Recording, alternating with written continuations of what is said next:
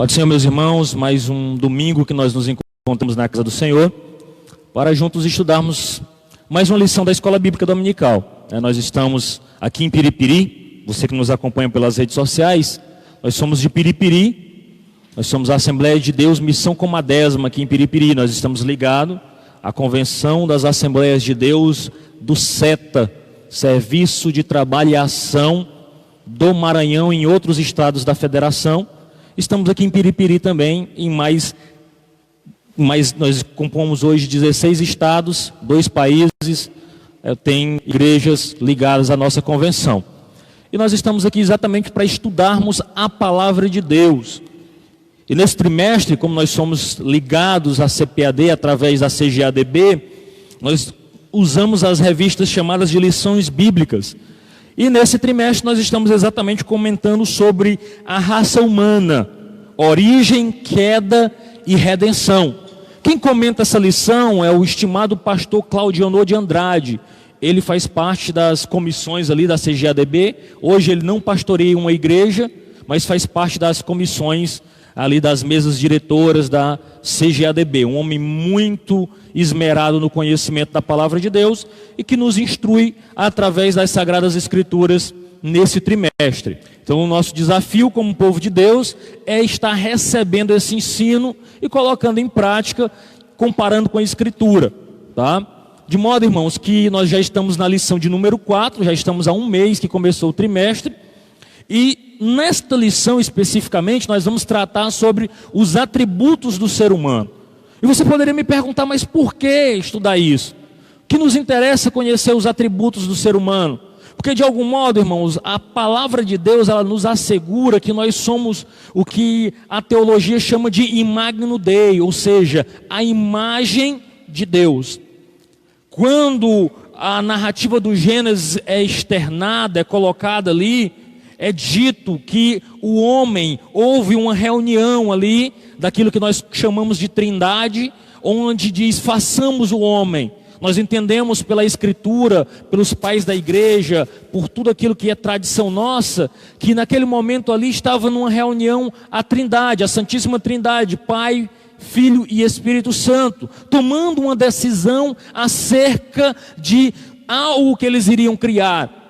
E não simplesmente um algo qualquer, mas eles formaram o homem. Não houve na criação do homem apenas aquilo foi dito para as demais coisas. O próprio Senhor, com o poder da palavra, dizendo, haja. Mas há agora não só um ato criativo, mas um ato formativo. Então, nós vamos fazer o homem. E nós não vamos fazer este homem de qualquer maneira. Nós o faremos à nossa imagem e à nossa semelhança. De modo, irmãos, que se nós conhecemos os atributos do ser humano, é uma forma também de nós conhecermos a Deus. Nós precisamos saber quem somos nós a partir de quem é Deus. De modo que se nós começarmos a compreender pelas Escrituras quais são as características daquilo que o homem foi dotado, nós estamos também, de algum modo, conhecendo como o nosso Deus age, como o nosso Deus é. E não há nada mais importante para o homem do que saber qual é a sua condição e saber também qual é a situação de soberania do nosso Deus. Esta relação de homem falho e pecador e Deus soberano é o que nos tem resgatado e nos dado redenção, né, a partir daquilo que o homem, o pecado original a partir de Adão fez ali no Éden. Então a lição de hoje, no dia 26 de janeiro de 2020, vai tratar especificamente sobre os atributos do ser humano. E antes de mais nada, antes de fazermos a leitura propriamente do tema da lição, eu quero dizer como esta lição vai estar dividida. Ela é uma lição um tanto grande. O comentador colocou uma introdução que ele nos ambienta acerca dos aspectos do homem.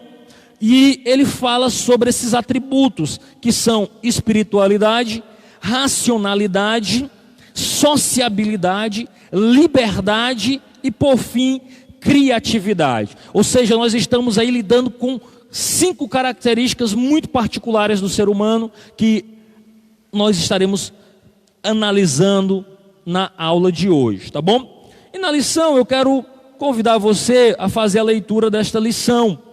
né, desse assunto da lição, que diz o seguinte, vamos juntos. 1, 2, 3. Os atributos do ser humano. Vamos no texto áureo. Não sejais como o cavalo, nem como a mula, que não tem entendimento, cuja boca precisa de cabresto e freio, para que não a atirem a ti. Salmo 9. A verdade prática. Criado à imagem de Deus, o homem é um ser espiritual, racional, livre, criativo. Sua missão primordial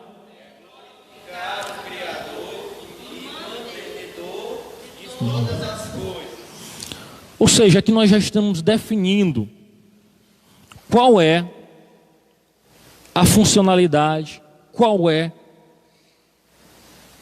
a função ou para que o homem foi criado.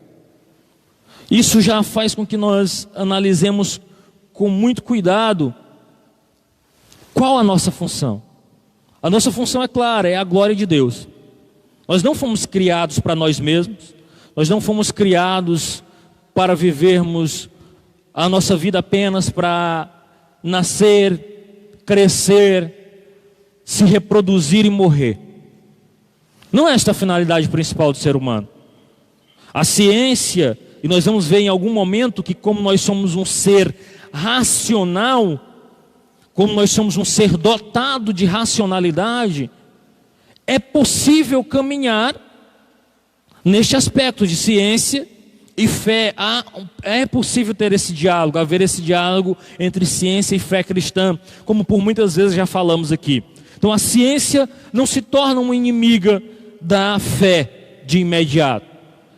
O problema talvez da ciência é porque ela não dá esta funcionalidade do ser humano. Ela não explica para onde o homem vai. Talvez ela faça uma boa análise, talvez proponha até teorias um tanto coerentes dentro das suas capacidades de tentar explicar de onde veio o homem. Nem sempre é tão bem sucedida neste aspecto, mas ela não consegue propor para onde o homem vai e nem trazer esperança para o homem perdido, porque ela coloca o homem dentro de um mesmo pacote, como todos os outros seres vivos, que nasce, cresce, se reproduz e morre. Aqui nós vemos através da palavra de Deus que o homem tem uma outra finalidade. Ou seja, este homem ele não vive para si mesmo. A nossa vida dada por Deus, diante de tantas impossibilidades de possibilidades de dar errado, se você for pensar, desde o processo de fecundação, um óvulo, para bilhões, trilhões de espermatozoides. E de repente, nasce você, nasce eu. E às vezes nós queremos gastar a nossa vida vivendo para nós mesmos. O que a palavra de Deus nos orienta e nos explica é que a nossa origem não é uma vida para nós mesmos.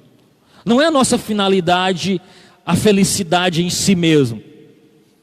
Mas a felicidade do homem, a funcionalidade do homem está em servir, glorificar esse Deus maravilhoso que nos criou para a sua glória.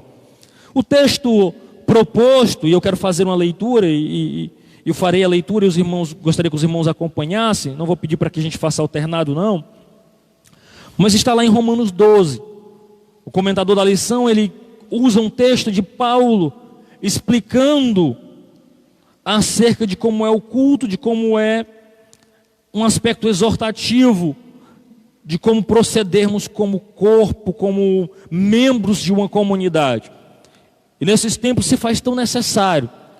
Cada vez mais nós temos visto as pessoas querendo viver para si mesmo. E nós somos parte de uma comunidade de fé. Então Romanos 12, de 1 ao 10, Paulo escrevendo aquela igreja que ele não conhecia, mas tinha muito desejo de ir, ele diz o seguinte: rogo-vos, pois, irmãos, pela compaixão de Deus, que apresenteis o vosso corpo em sacrifício vivo, santo e agradável a Deus, que é o vosso culto racional. E não vos conformeis com este mundo, mas transformai-vos pela renovação do vosso entendimento, para que experimenteis qual seja a boa, agradável e perfeita vontade de Deus. Porque, pela graça que me é dado, digo a cada um dentre vós que não saiba mais do que convém saber, mas que saiba com temperança, conforme a medida da fé que Deus repartiu a cada um.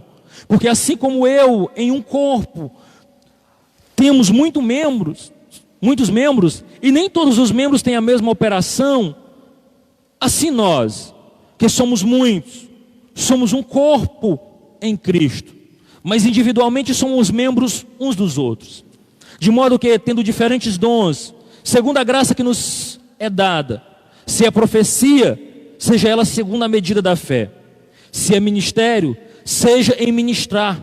Se é ensinar, haja dedicação ao ensino. Ou o que exorta, use esse dom em exortar. O que reparte, faça-o com liberalidade. O que preside, com cuidado. O que exercita misericórdia, com alegria.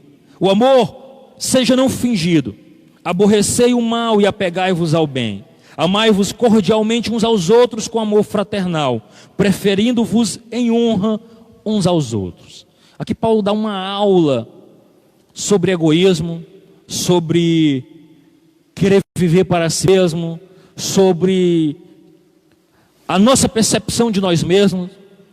Ele está dizendo o seguinte: não olhe para você como se você fosse a última Coca-Cola do deserto, como se você fosse a pessoa mais dotada de dons e características.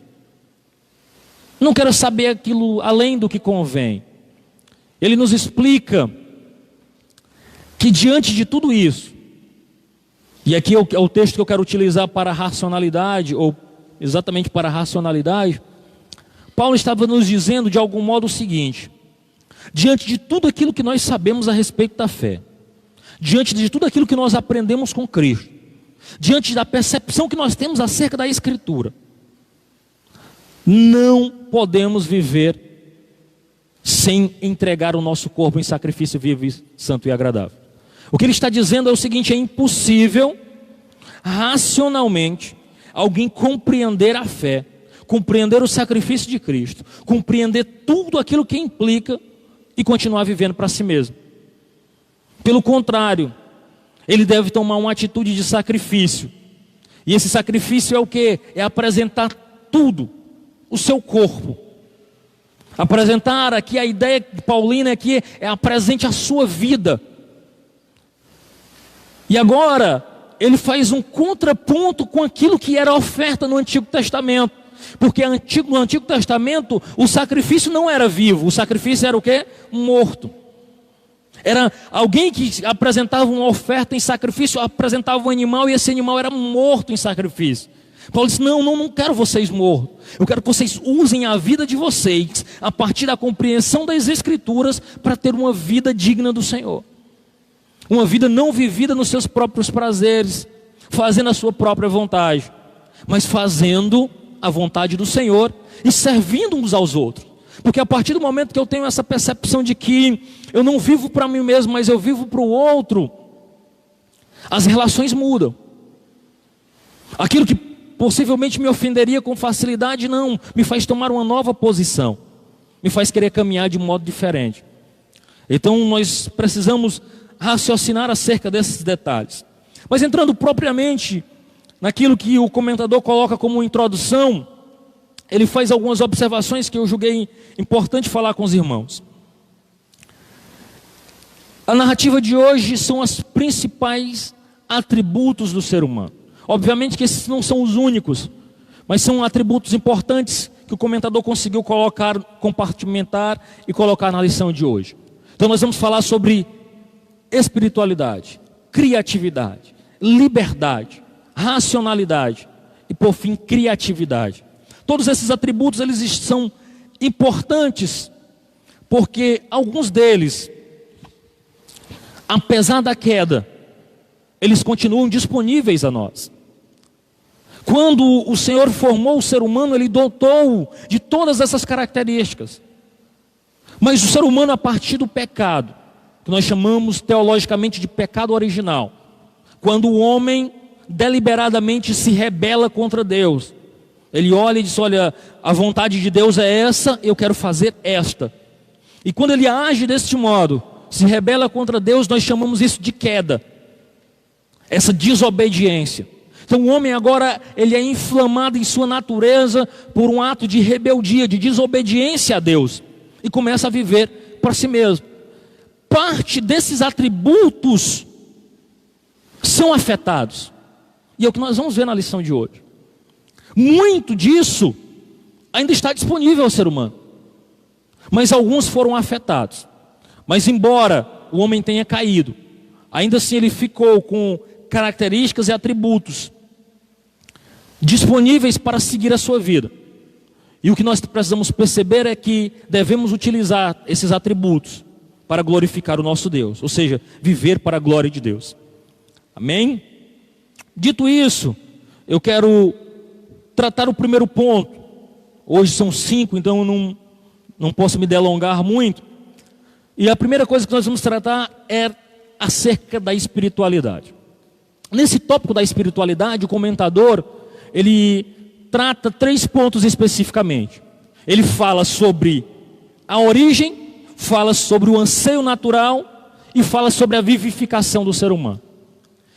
Ao falar da origem, ele explica para nós que a origem da espiritualidade humana, ou seja, do desejo do homem pelo sobrenatural, por algo que sai além de si, tem uma origem na sua formação. Note que, como disse no início da aula, tudo que Deus criou, Ele criou pelo poder da sua palavra. Ele olha, e o Gênesis vai dizer assim, que no princípio, né, de todas as coisas, a terra estava ali, Deus criou os céus e a terra era sem forma e vazia, e o Espírito do Senhor pairava sobre as águas, e aí o Senhor começa o seu ato criativo, Ele olha e começa a dizer: haja luz, haja isso, haja aquilo outro. Mas quando chega especificamente na formação do ser humano, Ele não diz haja. Ele faz uma reunião, como já lhes disse no início da aula, e toma uma decisão de dizer assim: façamos. Não é simplesmente um ato criativo, mas é um ato formativo do homem. E agora ele pega o pó da terra, que já tinha sido criado pelo poder da sua palavra, forma uma espécie de boneco de areia ali, de barro, mas esse boneco tem forma, tem corpo, tem estrutura física, mas não é a alma vivente. Só a partir do momento em que Deus sopra ali o fôlego de vida nas narinas deste homem, é que a própria Escritura diz assim: e então o homem tornou-se alma vivente. Esta é a origem daquilo que nós chamamos alma e espírito, que é parte do ser humano. Nós sabemos que nós defendemos uma doutrina da tricotomia, que o homem é espírito, alma e corpo.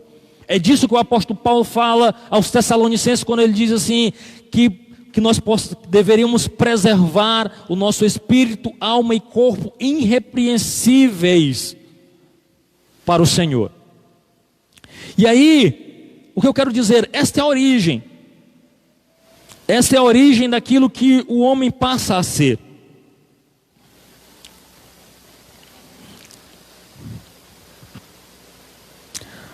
Atos, Paulo, no capítulo 17 de Atos, ele está no Areópago, conversando com todos aqueles gregos. Ele está ali fazendo uma defesa pública. E ele fala sobre a espiritualidade dos atenienses. Ele fala sobre que eles são muito religiosos. E ele começa falando, narrando acerca de Deus. E ele diz assim: é Ele quem dá a todos a respiração. Você vai ver Salmos 150 dizendo que todo ser que respira, louve ao Senhor. Em outras palavras, o Senhor está dizendo assim: todo ser que usa o meu oxigênio, o oxigênio que eu criei, que eu depositei, que eu coloquei aqui à disposição, me louve o meu santo nome. Então você vai ver que tudo isso é criação de Deus. O homem é criação de Deus. Esta é a origem do homem. E nós estamos tratando sobre espiritualidade. O comentador, ele faz a seguinte observação: que há um anseio natural do ser humano pelo espiritual. Mas eu não diria que há um anseio natural por Deus especificamente. Talvez se você for nas tribos mais remotas, e existe um livro que eu recomendaria a todo cristão que tem interesse por missões, especificamente missões transculturais, que ele lesse o livro chamado de O Fator Melquisedeque, do Don Richardson. Neste livro, O Fator Melquisedeque, ele mostra as marcas de Deus nas culturas. E é incrível, é incrível. O seu primeiro livro é Totem da Paz. Ele narra uma história no Fator Melquisedeque que eu acho fantástica, que é exatamente um grupo de missionário entre os Sauípes. Eles foram evangelizar e nunca conseguiram acesso à cultura, porque eu falar para alguém que é católico, para um brasileiro que Jesus o ama, faz todo sentido. Ele vem de uma origem católica, ele sabe quem é Jesus, ele sabe quem é Deus. Agora, quando você vai para uma tribo incomunicável, que você diz, olha, um Jesus morreu na cruz. Como é? E o que é que eu tenho a ver com isso? Pelos teus pecados. Que pecados? Nesta cultura, em uma dessas culturas, eles elogiavam, em vez de Jesus, Judas. Porque era uma tribo que elogiava, em uma dessas culturas que ele narra no livro, que era uma tribo que eles achavam muito bacana a atitude de Judas, porque Judas foi o esperto. Judas foi que traiu, que conseguiu enganar, né? Então, aquele que conseguia ludibriar e enganar era que era o esperto. Mas especificamente acerca dos Sauípes, passou anos e anos e ninguém conseguiu um acesso cultural para mostrar quem era Jesus. E aí o Don Richardson foi para essa tribo, passou um tempo conversando com eles, através de um intérprete daquela tribo, e começou a falar, até que um dia, um desses membros dessa tribo contou a seguinte história para ele, dizendo assim, olha, teve uma época que a gente teve aqui uma grande guerra, com a outra tribo, estava praticamente morrendo todas as duas tribos, a guerra durou anos, até que nós selamos a paz entre uma tribo e outra. E aí Don Richardson disse, mas como foi isso? Duas tribos que não conversavam, que estavam se matando, como foi que eles se acessaram desse modo? É porque aqui nós temos um hábito, de que quando queremos estabelecer a paz de uma tribo com outra, o líder da tribo pega o seu filho, entrega para o outro líder da outra tribo, e o outro líder entrega o seu filho. Eles fazem uma troca de filho. Eu acho lindo essa parte, porque o nome desse filho é o filho da paz, é o filho que se sela a paz. E Don Richardson aproveita exatamente essa história para dizer que foi exatamente isso que Deus fez com o homem. Um Deus santo estava em guerra com um homem pecador, e ele deu o filho da paz. E o que eu quero dizer com tudo isso é que é o acesso à cultura, de modo que ele conseguiu mostrar Cristo através de algo que estava na cultura dessas tribos. E Don Richardson defende que Deus marcou todas as comunidades, todo o mundo, com algo cultural que aponte para ele mesmo. E assim eles conseguiram acessar o coração dessa tribo, mostrando que Jesus era este filho da paz, que veio remir, que veio estabelecer a paz, e a partir daí desenvolver e pregar o evangelho. Era o acesso cultural, o ponto cultural que ele precisava para mostrar a verdade do evangelho. De modo que Deus marcou a cultura, essa sede do homem, por uma espiritualidade, por algo. Mas não é algo natural do ser humano. O ímpio, pelo contrário, ele não deseja, ele não tem esse anseio deliberadamente por Deus. O comentador usa aqui um texto de Salmos 44 que diz assim, a minha alma anseia por ti. Mas aqui nós temos a alma do justo anseando por Deus. O ímpio, ele tem vivido nos seus deleitos de pecado, tem preferido pecar e pecar. E é isso que nós vamos ver Paulo escrevendo, inclusive aos romanos. Todos pecaram e destituídos estão da glória de Deus. O homem, naturalmente, ele é inclinado aos seus desejos, a viver a sua vida à sua maneira, a sua vida de pecado. Então como é que ele é atraído? Então como é que nós podemos olhar com esperança para o mundo que está aí fora, de que eles se encontrem com Cristo Jesus? Se eles estão caídos, vivendo a sua maneira e não desejam Deus. A pregação do Evangelho.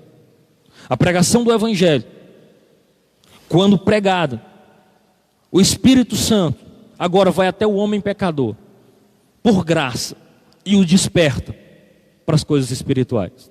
E aí, uma vez então regenerado, uma vez que esse homem é despertado para as coisas espirituais, porque o próprio João, no capítulo 16, Cristo falando, ele diz que é este Espírito que convence o homem do pecado, da justiça e do juízo.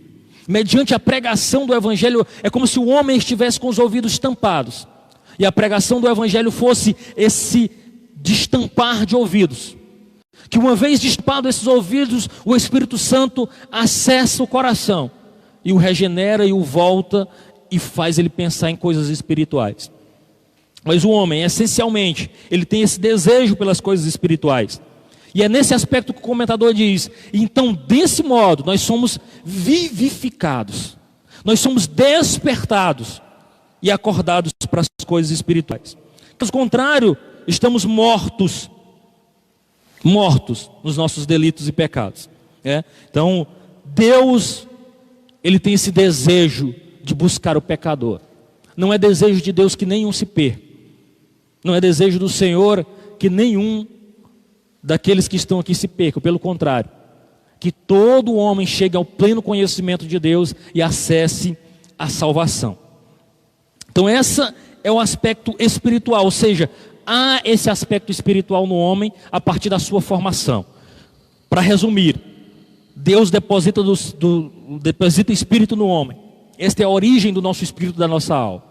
O homem pecador vive para si mesmo, vive agora substituindo aquilo que deveria ser de Deus com coisas e mais coisas. Blaise Pascal, ele diz que há um buraco no coração do homem do tamanho de Deus, mas que o homem não deseja preencher isso com Deus. Há um buraco, há uma necessidade. É mais ou menos a seguinte ilustração: todos nós sentimos fome. Sim ou não? Sim. Mas raramente de coisas saudáveis. Ou melhor, sabemos que a coisa saudável deveria ser o melhor para nós, mas qualquer biscoito recheado ou hambúrguer gorduroso serve.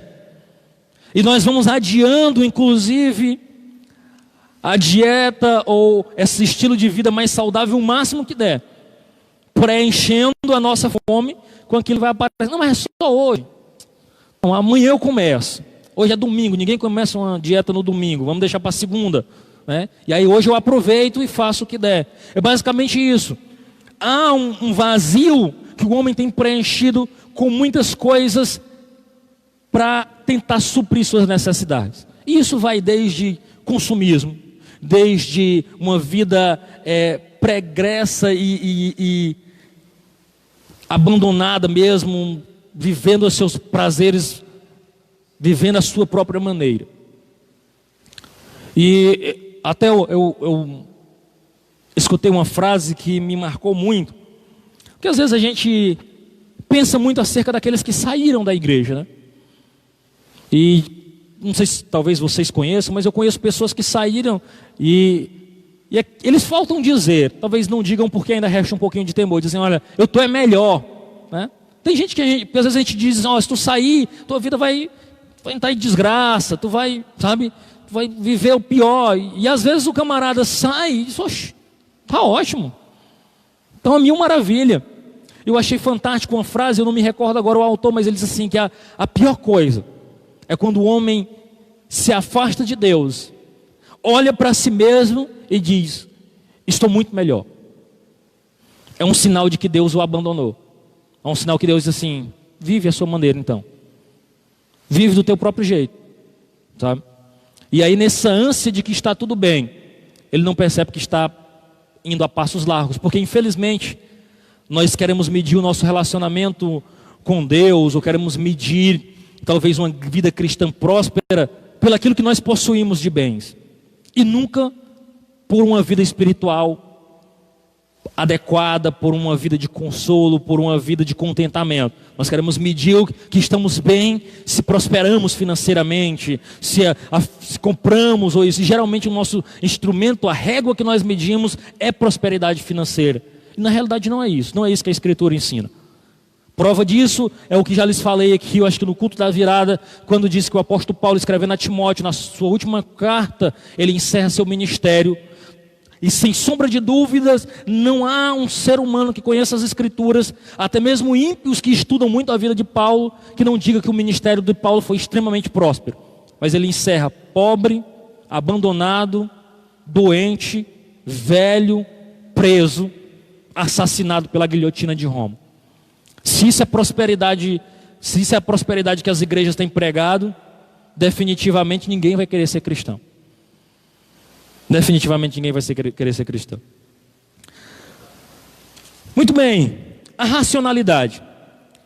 O argumento do autor é o texto de Paulo aos Romanos, dizendo assim: rogo-vos, pois, irmãos, pela compaixão de Deus, pela misericórdia, que apresenteis o vosso corpo como sacrifício vivo, santo e agradável, que é o vosso culto racional. A ideia defendida tanto pelos autores estudiosos de Paulo, como pelo próprio comentador, é que o homem, à medida que ele tem fé, ele não se torna um ser irracional. A fé que nós exercemos não é uma fé irracional, como muito da academia tenta defender. Diz: olha, esses crentes são um bando de besta, sofrem lavagem cerebral por um pastor e pronto. O pastor faz o que quiser deles, eles não têm entendimento. Pelo contrário, você vai encontrar cristãos fervorosos, ocupando posições de destaque da sociedade, cientistas. Prova disso que talvez muitos dos grandes cientistas, próprio Einstein, Newton, Galileu, todos eles com uma fé ou com uma espiritualidade forte. Você vai encontrar, por exemplo, o Blaise Pascal, um dos grandes descobridores do método científico, citando essa frase que eu acabei de dizer, que o homem tem um buraco no coração do tamanho de Deus. Então, pessoas que fizeram grandes contribuições. Hoje, as universidades, por exemplo, o Brasil hoje tem universidades que, acho que não tem nenhuma universidade centenária, se não me equivoco. Talvez no máximo 150 anos. Eu não me lembro de nenhuma centenária, mas também não vou ser leviano em dizer que não tem. Mas se você for, por exemplo, nos Estados Unidos, você vai encontrar universidades de perto de 300 anos. E essas universidades, elas não surgiram para estudar matérias seculares. Todas essas universidades, elas tinham uma origem para estudar teologia. Princeton, Yale, Harvard, todas elas, seu intuito principal era estudo teológico, formação teológica.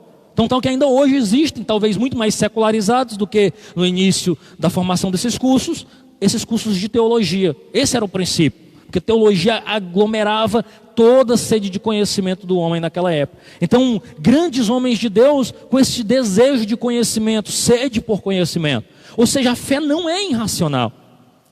O que o apóstolo Paulo está descrevendo aqui, nos levando a perceber que o homem tem essa racionalidade, é que este mesmo homem, eu e você, olhamos para as Escrituras, percebemos o modo, o padrão que as Escrituras pedem de alguém, olhamos para nós mesmos e caímos em desespero e dizemos: meu Deus, eu nunca vou conseguir atingir esse padrão, eu nunca vou conseguir fazer o que a Escritura pede. Aí o Espírito Santo ao mesmo tempo nos consola e diz assim: olha, toma da minha graça, você mesmo não vai conseguir, mas se eu estiver em você, você vai conseguir, porque não é na sua própria força, não é na força do seu braço. E aqui a defesa de Paulo é o seguinte: uma vez que eu compreendo o que é vontade de Deus para a minha vida, e uma vez que esse Deus não apenas disse o que era desejo dele para a minha vida, mas ele envia seu filho, que vive segundo esse desejo, não peca e diz assim: é possível, eu mandei meu filho para fazer. Mas Jesus ainda diz assim: vocês sozinhos não conseguirão, mas com o meu Espírito, que vai testificar sobre mim, vocês serão capazes. Diante de tudo isso, dessa capacidade de raciocínio que eu acabei de descrever aqui, é que Paulo está dizendo aos romanos: vocês perceberam o que eu disse? Agora, como é que diante de tudo isso, que vocês eram pecadores perdidos, com ingresso garantido e carimbado para o inferno, Deus se apieda de vós, e agora envia o seu único Filho para morrer e não vos sentenciar ao inferno. E diz que agora somente a fé nele, e apenas a fé nele, nenhum mais sacrifício, nenhum outro sacrifício humano ou de morte de animais, apenas a fé no sacrifício que o Filho dele fez, é suficiente para a vossa salvação. E ainda assim, se vocês deslizarem ou não tiverem força suficiente para seguir, Ele envia do seu Espírito para ser consolador e auxiliador de vocês nesta jornada. Era alguém que diz assim: você quer o que mais? Alguém que contrata funcionário, era como se alguém estivesse citando todos os benefícios. Olha, você vai ter isso, isso, isso, isso. Aí o funcionário diz: só? Aí o patrão diz assim: você ainda quer mais? Ou seja, é mais do que suficiente para que nós prestemos um serviço digno do Senhor. Ou seja, é o que Paulo está dizendo: a partir dessa compreensão, apresente o seu corpo racionalmente em sacrifício vivo, santo e agradável. De modo, não viva para você mesmo, seja um sacrifício a Deus, seja uma oferta. A ideia de sacrifício aqui não é algo que lhe sacrifique, né? Porque a gente talvez mudou um pouquinho da ideia do sacrifício. Ah, mas eu estou me sacrificando muito. Na realidade ele está dizendo: pegue você mesmo e se ofereça como uma oferta viva a Deus, como um instrumento de adoração a Deus. A proposta de Paulo aqui não é que você esteja se sacrificando, mas que você seja a oferta, que você seja a adoração. Esta é a ideia paulina aqui apresentada dentro deste aspecto, que você seja a adoração. E aí, esse, como o comentador diz, é o culto racional. Porque na conversa e no diálogo de Jesus Cristo com a mulher samaritana, lá em João 4, Jesus de algum modo estava dizendo: tão importante como a adoração é o adorador. O que ele está dizendo, e nós às vezes até minimizamos isso: olha, Deus deseja adoração, Deus quer ser adorado, e Ele quer. Mas note que o diálogo da mulher samaritana com Jesus era um diálogo espiritual sobre como seria essa adoração. Ela começa indagando o seguinte: Senhor, já que tu é profeta, me responde o seguinte: os nossos pais, e eu sou uma samaritana, diz que nós devemos adorar no Monte Gerizim, lá que é o lugar da adoração. Vocês dizem que é aí no templo em Jerusalém. E aí? Como é que eu fico? Onde é que tem mesmo o culto verdadeiro? Quem nunca se perguntou isso? Onde é que é meu? Onde é que Deus está? Aí Jesus responde assim: olha mulher, a hora vem, e já chegou, que os verdadeiros adoradores adorarão o Pai em espírito e em verdade, porque o Pai busca esses que assim o adoram. Jesus estava dizendo assim: não era o lugar, não é aqui, ali ou acolá, é a forma. Não é simplesmente a adoração por si, é feito um raio-x do adorador. O adorador é escaneado ali naquele... Não tem aqueles exames que escaneiam o cara inteiro, que tiram uma foto de dentro de fora? É mais ou menos isso. É por isso que Jesus vai mostrar a seriedade que é algo simples, ofertar.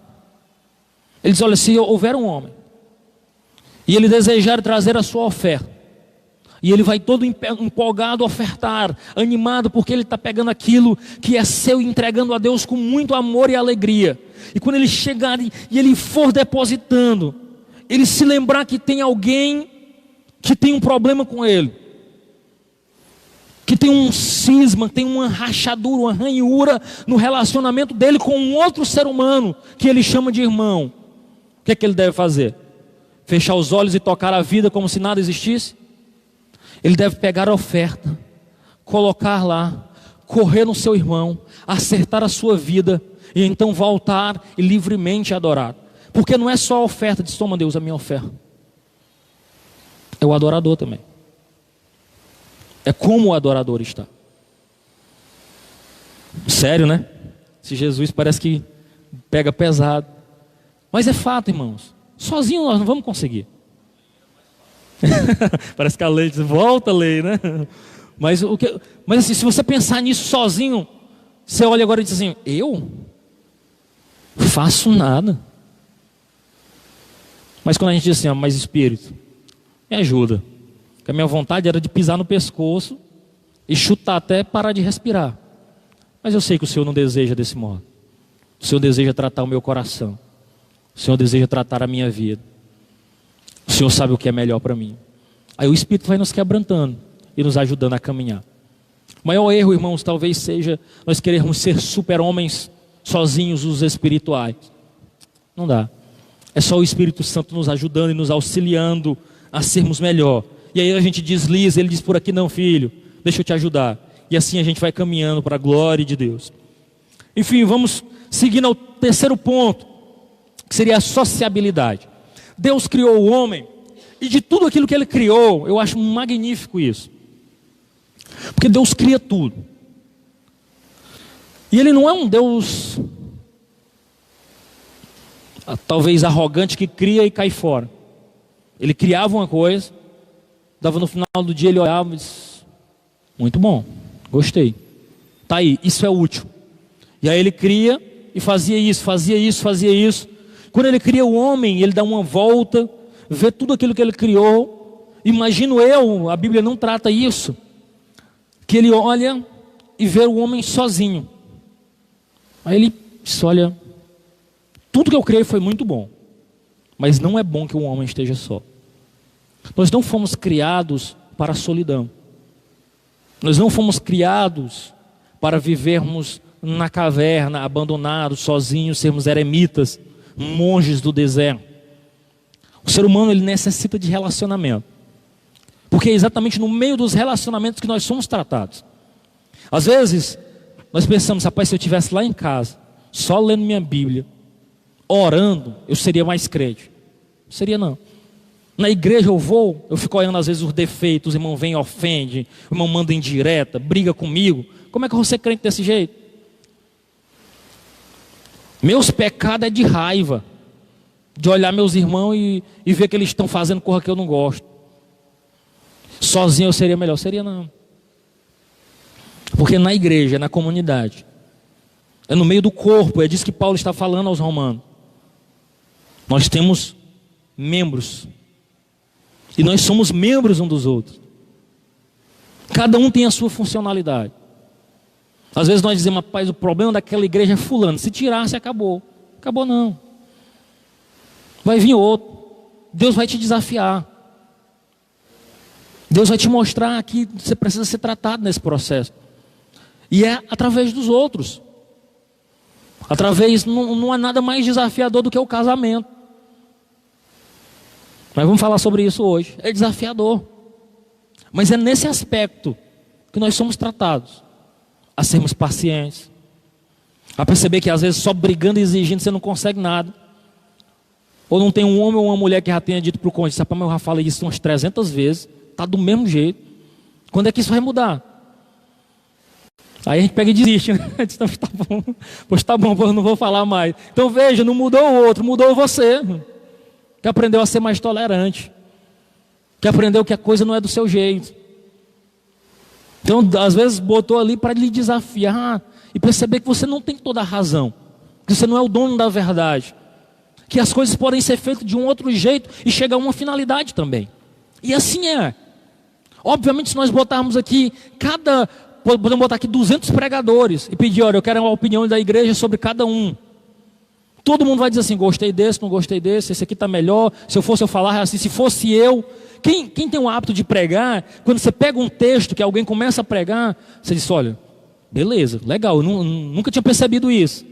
Mas aí você diz, mas se fosse eu falar bem por aqui.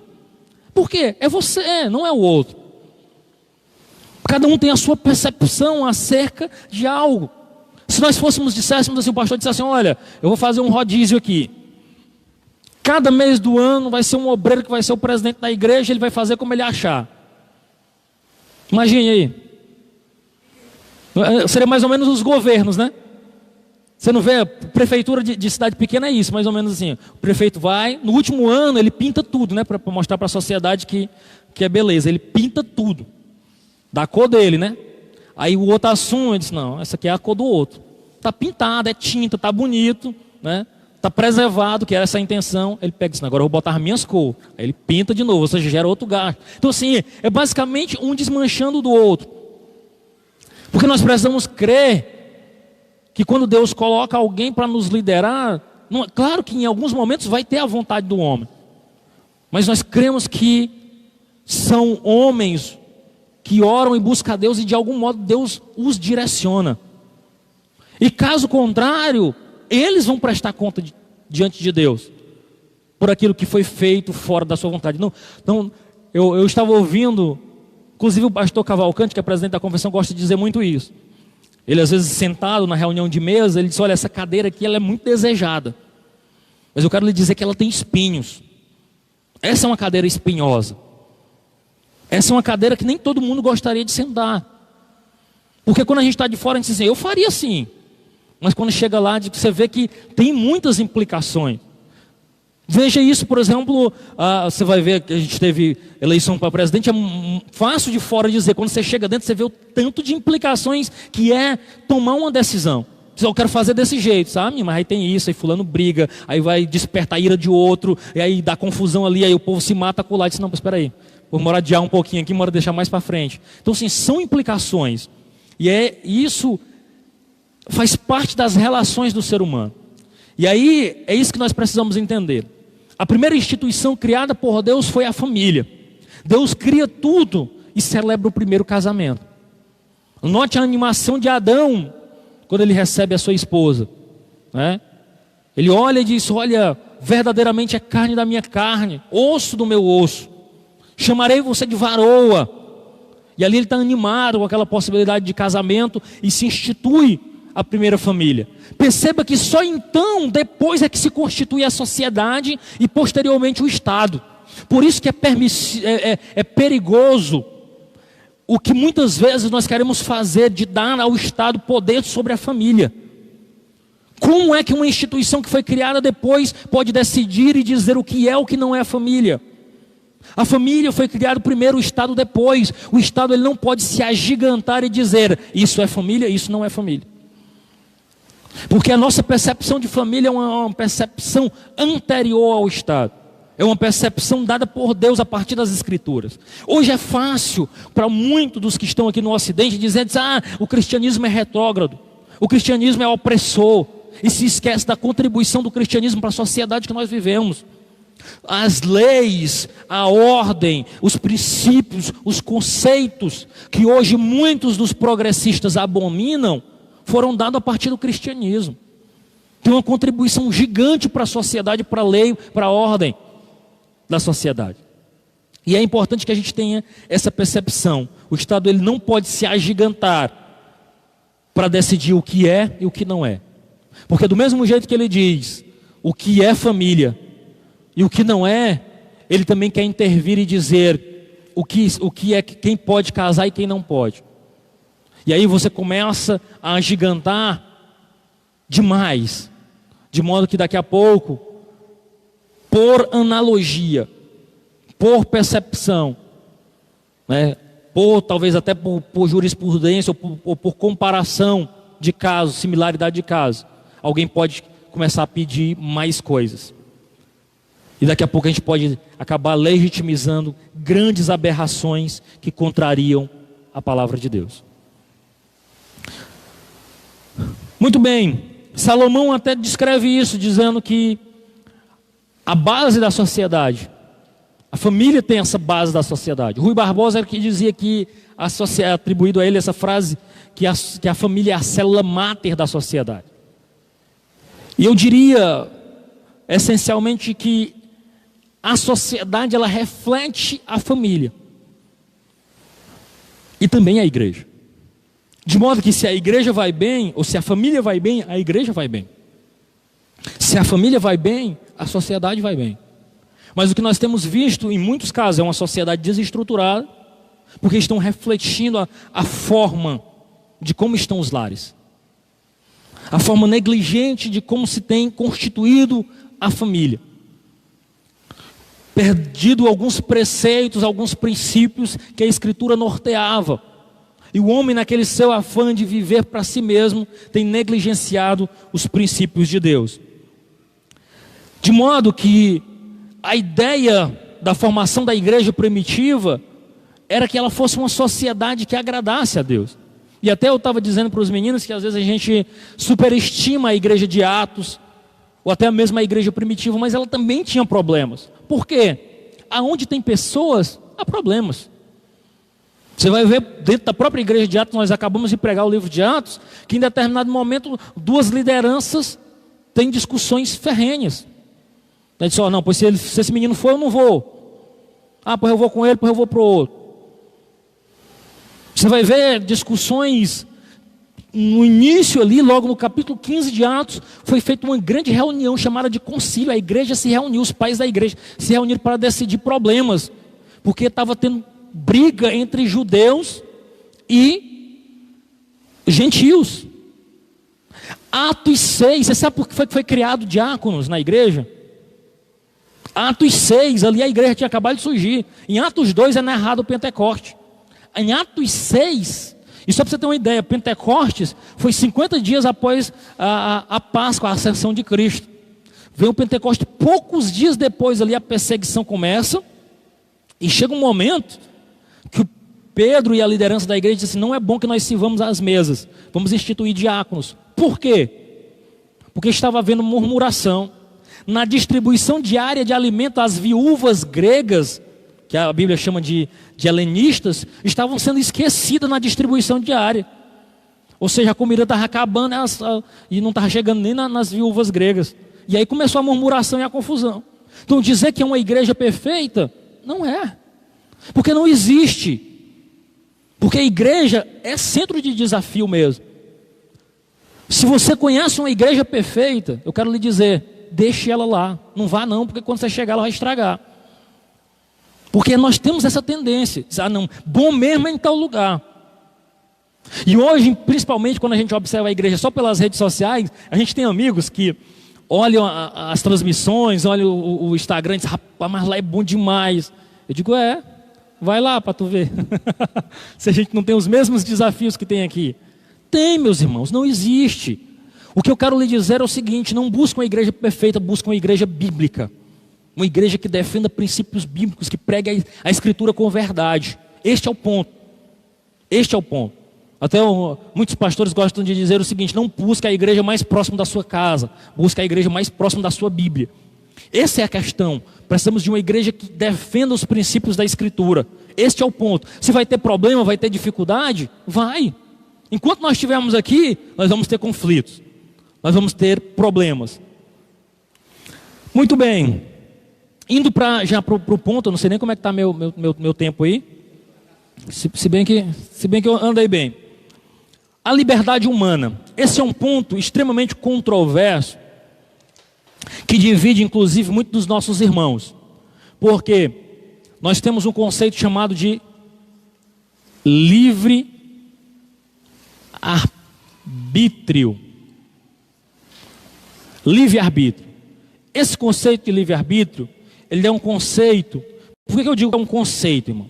Porque se você for ler a Bíblia de Gênesis e Apocalipse, você não vai encontrar a expressão livre-arbítrio. Ela é uma expressão assim como trindade, não tem na Escritura.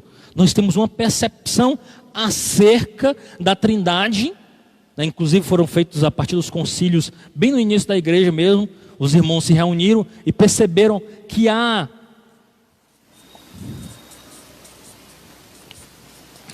em toda a Escritura a expectativa ou elementos suficientes para nós apresentarmos o nosso Deus como um Deus trino, composto de Pai, Filho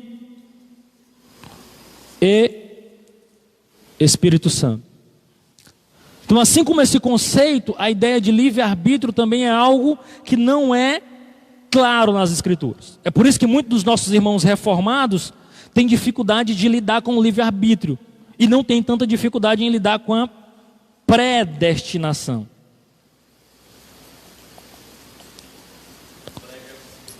Por quê? É como diz o reverendo Augusto Nicodemos, que é um pastor reformado da igreja presbiteriana em Recife. Ele disse: você pode dizer que não concorda com a predestinação, mas não pode dizer que ela não está na Bíblia. E de fato, tem a expressão predestinação na Bíblia, né?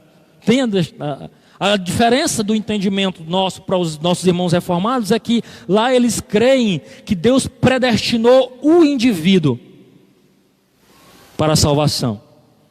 E nós cremos que Deus predestinou a igreja para a salvação. Se você é igreja, se você deposita a sua fé em Cristo Jesus, se você é noiva, você está predestinado para a salvação, sim.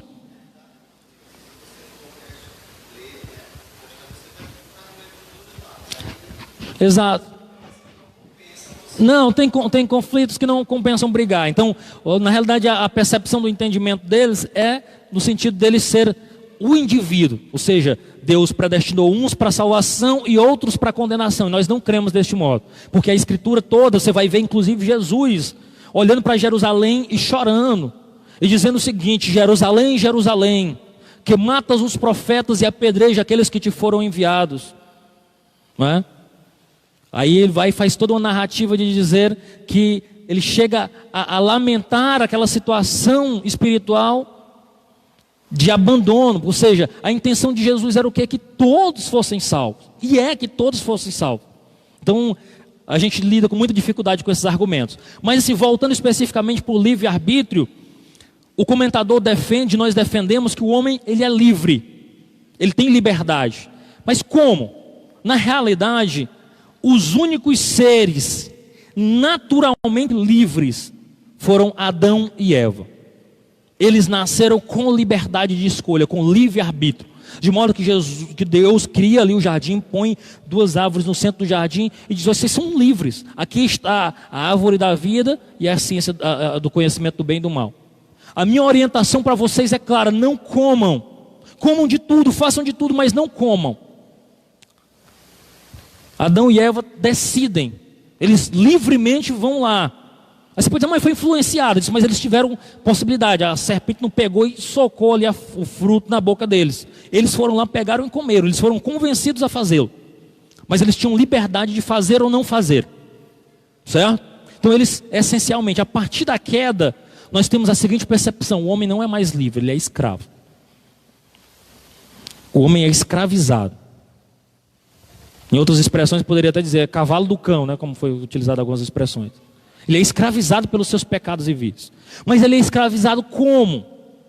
Para a salvação. Ele não tem livre-arbítrio para a salvação.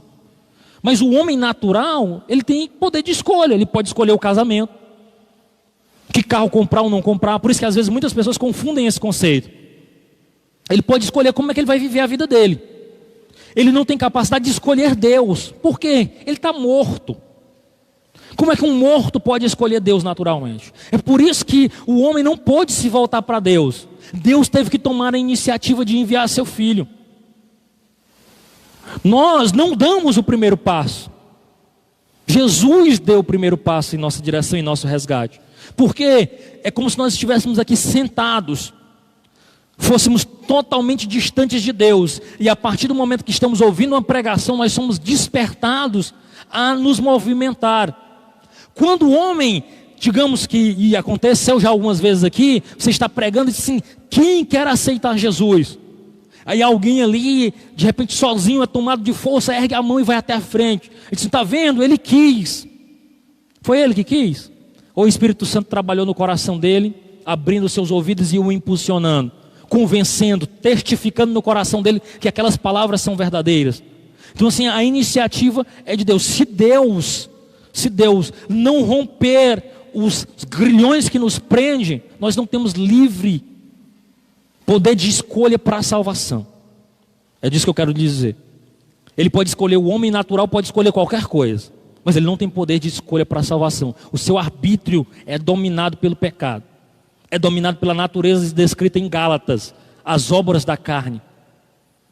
Quando Paulo usa essa expressão, ele está dizendo assim: as obras da sua própria vontade. O homem vive pelos seus próprios desejos. O homem natural nada lega aos seus olhos. Ele quer beber, ele vai e bebe. Ele quer adulterar, ele vai e adultera. Ele não está nem aí para nada. Agora não, uma vez que nós somos agora recebidos e aceitamos Jesus como nosso Salvador, nós passamos a operar em nós agora a lei do Espírito. Agora nós passamos a ser dominados pelo Espírito. Aí agora sim, nós temos poder de escolha, de dizer não ao pecado. É isso que João fala, né, que aquele que está em Cristo é uma nova criatura, Paulo falando, escrevendo, mas em 1 de João, ele vai dizendo assim, que ele nos livrou de todo o pecado, e nos transportou agora do reino das trevas para a sua maravilhosa luz, para o reino do Filho do seu amor. De modo que agora sim, uma vez que nós depositamos a nossa fé em Cristo, nós temos poder de escolha. Agora o pecado já não nos escraviza. Nós podemos dizer não. É disso que Paulo escreve aos Coríntios, dizendo assim, não veio sobre vós tentação senão humana, e não serão tentados além do que podeis suportar. E ainda, além disso, ele diz assim, e junto vem o escape. Ou seja, diante de toda situação pecaminosa para nós, estamos ali sendo provados, tentados, a nossa procura deve ser assim, o escape. Eu sei que tem, cadê o escape? Cadê o escape, Senhor? Me ajuda a fugir disso. Hoje nós podemos escolher dizer ou não dizer. Quando mesmo nós somos afrontados, machucados, feridos, nós temos como escolher reagir ou não. Ou você acha que Jesus não tinha essa escolha quando o próprio Isaías descreve, ele foi levado ao matadouro como um cordeiro mudo? É disso que Jesus fala para Pedro, dizendo assim, Pedro, rapaz, se eu quisesse eu não morreria. Se eu dissesse, pai, socorre-me, meu pai não me mandaria menos do que 12 legiões. Eu escolhi. E hoje também nós temos esse poder de escolha em Cristo, de dizer não ao pecado, não à vontade de reagir à nossa própria maneira, não à ira, não ao adultério, não à fornicação, não à murmuração. Nós podemos começar a murmurar aqui e dizer, não, Senhor, mas eu não vou murmurar não, me perdoa. Minha vontade é murmurar, criticar, caluniar, ferir, mas eu vou prender aqui a minha língua, e vou segurar a minha onda, e vou seguir crente. Me perdoa, Senhor, pelo que eu já disse. E você segue a sua vida. Diante de uma provocação, você pode rebater e querer brigar, dizer as últimas. Mas você tem misericórdia. Ou você nunca teve misericórdia? Eu já tive situações, e disse, rapaz, eu podia dizer, tudo que este infeliz ou esta infeliz merece ouvir. Só que por misericórdia da alma dele ou dela, a gente disse, não vou dizer não. Porque eu só vou ferir, só vou machucar, quebrar uma amizade, e não vai edificar. E aí a gente pensa, ou não? Pensa. Se você fizer uma comparação de como a gente era antes de conhecer Jesus e como nós somos, a gente percebe uma nítida diferença nas nossas relações, nas nossas reações. Às vezes a gente sofre calado. Diz, Jesus, toma nas tuas mãos, resolve lá para mim. Pega ele, pega ela, né? Escreve um salmo, como o salmista diz, Senhor, mata ele, né? O salmista gostava de escrever isso aí. Senhor, eu não vou fazer nada não, mas se o Senhor quisesse, pega ele, dá uma surra nele, Senhor. Esses inimigos estão demais, estão me afrontando demais. Muito bem, mas o ato do homem decidir não anula a soberania de Deus. Existe um livro muito famoso também que é O Deus que Intervém. O Deus que nós servimos, ele intervém na história. O homem não faz o que quer. Às vezes nós olhamos para a sociedade com muito pessimismo e dizemos assim, está jogado, o diabo está reinando, está fazendo o que quer. Mas tem limite, Deus não deixa o negócio bagunçar além. Usa inclusive ímpio para manter o equilíbrio das coisas. Nós servimos um Deus que intervém, a sua soberania, por mais que o homem esteja aí jogado, vivendo a sua própria maneira, afrontando, Deus intervém. Deus controla. A prova disso, irmãos, é a consequência das próprias leis naturais. Você vê que o homem afronta a natureza, afronta, até onde dá. De repente a própria natureza entrega desastres aí absurdos. Ceifa muitas vidas para o quê? Para pôr em equilíbrio novamente um determinado local. Porque o homem já tinha explorado para além da conta. Então quando Deus estabeleceu leis, prova da sua soberania. E por fim, irmão, já encerrando a criatividade humana. O homem é um ser criativo. Perceba que o homem tem o potencial, irmãos, de transformar o seu ambiente. Olha, para mim, eu acho uma das coisas mais incríveis nós estarmos aqui. Pense comigo. Primeira coisa, eu estou falando através de um processo de amplificação da minha voz, que não está ligado a nada. E para que isso aconteça, uma coisa simples, eu tenho um captador, um fio que liga, uma recepção, um transmissor, um receptor ali. Aí eu não queria ter fio nenhum, então a gente utiliza uma bateria. Então foi necessário desenvolver um sistema que segura uma carga e fornece uma energia por um determinado período de tempo. E transmite, aquele pega, transmite via cabo a voz para um celular.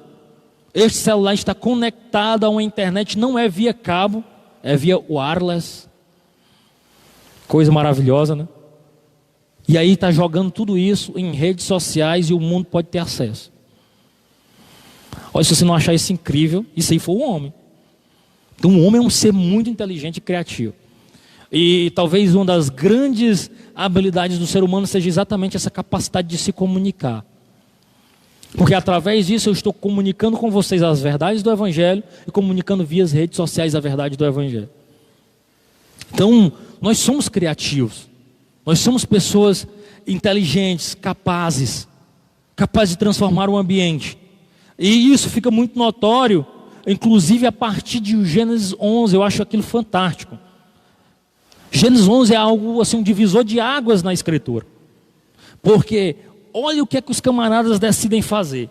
Eles dizem assim, olha, vamos fazer o seguinte, nós vamos pegar o barro, vamos fazer tijolo, nós vamos queimar esses tijolos, vamos pegar betume, vamos construir uma torre. Essa torre vai tocar o céu e o nosso nome vai ser conhecido. Miles Monroe, falecido em 2014, ele disse que esse é o dia que Deus teve medo. Ele usa brincando assim para chamar a atenção. Mas veja o que é que acontece no céu por causa de Gênesis 11. Uma reunião. Ele disse, rapaz, desçamos. Vamos observar o que os filhos dos homens estão inventando. Porque senão, a partir dessa união, eles são um só povo, falam uma só língua. A partir dessa união, nada lhes será impossível. Veja Gênesis 11. Eles serão capazes de fazer qualquer coisa. É daí que surge a Babel, a Torre de Babel, que é a torre da confusão. Confundiu-se os idiomas e eles não puderam mais se comunicar. O que eu extraio dali? Primeiro, toda vez que o homem tentar escrever seu nome na terra, mais do que o nome do nosso Deus, ele será abatido. Isso é um fato. Mas toda vez que os homens se unem com o propósito de glorificar a Deus, unidos com um propósito, como um só homem, eles serão capazes de grandes feitos. Porque aí eles não estarão trabalhando contra Deus, mas a favor da expansão do reino de Deus. É por isso que se uma comunidade de fé, como igreja, deixa de lado os seus pequenos problemas e olha para aquilo que nos une, porque eu sempre tenho dito, o que nos une é maior do que aquilo que nos separa. O que nos une é a cruz do nosso Senhor Jesus Cristo. E se nós estivermos olhando para a cruz, para Ele, as coisas que nos aborrecem ao nosso redor serão minimizadas. E nós conseguiremos caminhar para a glória dEle. De modo que nós temos aí algo fantástico, que é exatamente essa percepção de que o homem é um ser criativo, inteligente. E aí no comentador coloca, né, dizendo o seguinte, que muitos atribuem ao pecado, à queda, aí o homem passou a ter que trabalhar. Na realidade não foi isso. Desde o início, Deus já tinha criado o homem para ele trabalhar no jardim. Ele ia cuidar do jardim. O que a queda nos trouxe foi canseira e fadiga. Ou seja, o homem trabalhava e achava era bom. Hoje a gente trabalha um dia e diz, eu estou morto, quero ir para casa dormir, estou enfadado, estou fadigado, não aguento mais fazer isso. Então a queda nos trouxe consequência nesse sentido. Não o trabalho, mas a fadiga a partir dessa questão. Bom? Pode fazer. Uma certa vez eu vi um vídeo, né, dotado de humor, né? Em relação a isso, né? E isso era uma mulher revoltada com Eva. Sei. Que aí ela dizia que tudo era culpa da Eva, que por conta da Eva ela tinha que trabalhar, tinha que cuidar da casa, que isso não tinha antes, não sei o quê. E lá no final, depois em um comentário também, foi a questão também da dor do parto, né? Aí disseram que antes não tinha, não era tão sofrido, não tinha tanta essa dor. E aí depois também da queda, né, depois do pecado, teria essa dor desse parto também. Você tem algum embasamento sobre isso? O texto bíblico vai dizer o seguinte: não dá para perceber se haveria dor ou não, mas a impressão que eu tenho é que tuas dores serão aumentadas. Não dá para... Eu acho que o texto não deixa claro como se fosse, não, vai ser indolor. Mas a consequência de quando Deus chama Adão e Eva, ele propõe 2 problemas para eles. Ele diz: olha, do suor do teu rosto comerás, né, com fadiga e cansaço, né? Aí ele sujeita a mulher, a vontade da mulher ao homem naquela consequência ali de pecado, porque o pecado ele traz consequências, né? E a partir dali também ele diz: com dores tu gerarás os teus filhos. Então tudo isso colocando, a descrição bíblica coloca como se fosse Gênesis 3, se não me engano, 3, 4 ali, 3, que é a queda mesmo, como consequência do pecado, né? Então tudo isso, mas o trabalho não é colocado nesse gancho não. Sempre foi colocado o trabalho como algo que dignifica o homem, que abençoa o homem, e a partir é algo que foi desenvolvido antes mesmo do jardim ali, quando Deus criou o homem antes da queda, ele já tinha esse conceito, tá? Muito bem, meus irmãos. Então, concluindo dizendo o seguinte: os atributos do Criador concedeu ao homem, ele fez, né, exatamente para dar essas características ao homem. Termos espirituais, né, a racionalidade, sociabilidade, liberdade, criatividade, são algo que Deus permitiu ao homem. E nós somos instruídos a usar tudo isso para a glória de Deus, né, para nos aproximarmos e caminharmos com Ele para a glória do Seu nome. Então que nós possamos, a partir disso, conhecendo o homem, conhecermos mais de Deus e termos mais proximidade com Deus. Amém? Muito bem. Que Deus nos abençoe, em nome de Jesus, e até a nossa próxima aula. Você que nos assistiu até aqui, que nos acompanhou, obrigado pela sua companhia. Você pode ouvir essa aula depois nos podcasts, a partir dos agregadores. Deus abençoe você.